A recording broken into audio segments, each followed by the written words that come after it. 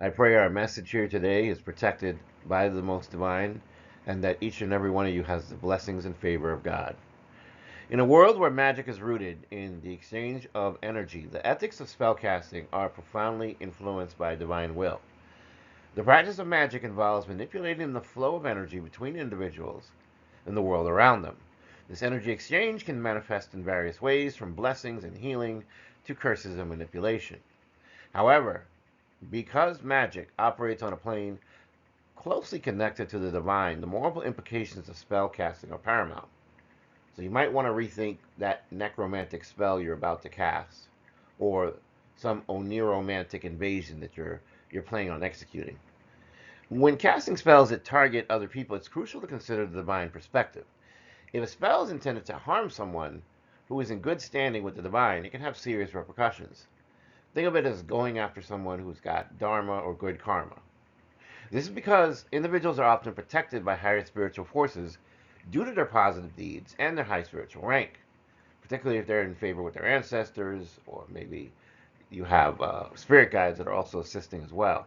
So if your intentions are perceived as malicious or unjust by these divine forces, you may face divine disapproval and subsequent punishment, and that punishment could be swift and harsh. The divine realm enforces a balance that maintains harmony in the world, and actions that disrupt this balance, especially those targeting innocent and virtuous individuals, those who have good karma, those who are not doing wrong to others, are likely to be met with serious consequences. And are you prepared to face those consequences?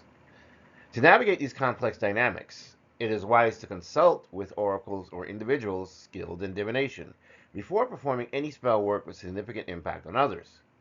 To be honest with you, really shouldn't be performing any spell work on others unless it's to help them. But if you're going to do it to hurt them, you need to be super careful. Whether a particular action aligns with divine will or if it might incur negative repercussions is something to seriously consider. Seeking counsel, second opinions, third opinions, independent opinions might help you realize that you might incur divine disfavor in doing this, and that you might manifest great unfortune, and that you will face consequences that you never wanted to face. Consider the example, a story I gave you of a couple who, driven by envy and unchecked pride, embarked on a spellcasting journey that led them to exploit magic with destructive intentions. Maybe for their own greed, maybe for their own satisfaction, or maybe they were just motivated by the green eyed monster of jealousy and hubris. And they were reckless and they lacked ethical consideration. This trip down NB Lane resulted in a disregard for the balance of energy, and the divine oversight resulted in very severe punishment. Their journey, which began with a sense of invincibility and entitlement, that they were in the right and those they targeted were in the wrong, eventually led them into a perilous situation. The high seas, symbolic of the vast and unpredictable consequences of their actions, became a stage for their downfall. Their pride and reckless behavior, fueled by their unchecked emotions, resulted in a fatal culmination. As they continued to be influenced by the green eyed monster eventually came for them. The ocean, a metaphor for the unpredictable nature of divine retribution, claimed them as a reminder of the dangers of hubris and the importance of checking one's ego and pride at the door and respecting the balance of magical forces in the world. In other words, our universe exists a certain way by design, and there are rules. And if you continue to disregard and flagrantly break those rules, there will be an adjustment by the universe. There will be a correction. So if your magic involves harming others, you need to ensure your actions are in harmony with divine will through consultation with oracles and diviners and third party readers who might need to be there to kind of just make you realize you've got a little unchecked pride going on here. You're courting a dangerous road.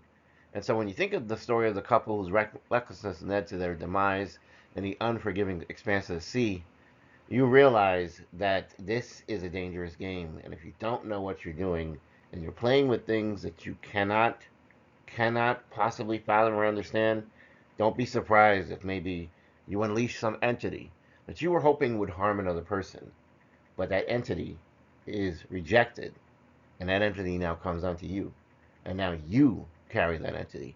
That entity is manipulating you and causing you terrible, terrible misfortune in your life, and you lose control of your actions slowly with time, and you start to realize that you are ruining your own life. I know this sounds pretty dark, but unfortunately, we don't live in a world that's always lilacs and gumdrops all day long. There are quite brutal things that go on in the world.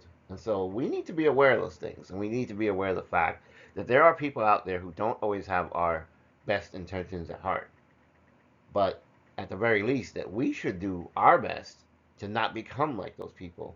Because while those people feel, maybe for a day, a month, a year, several years, a decade, that they are somehow cheating the universe, that they're somehow escaping the notice of the universe, that they're so smart that they've got everything down pat, and that they've gotten away with it before, now get away with it again. It's like a boomerang. You toss it out there with full force, and you're thinking, man, I'm the man. Look how I drew that boomerang. When that boomerang comes back for you, I hope you can take it as much as you dish it out. I hope you enjoyed this message. If you're new here, you're welcome. This is a safe space. Welcome to the family.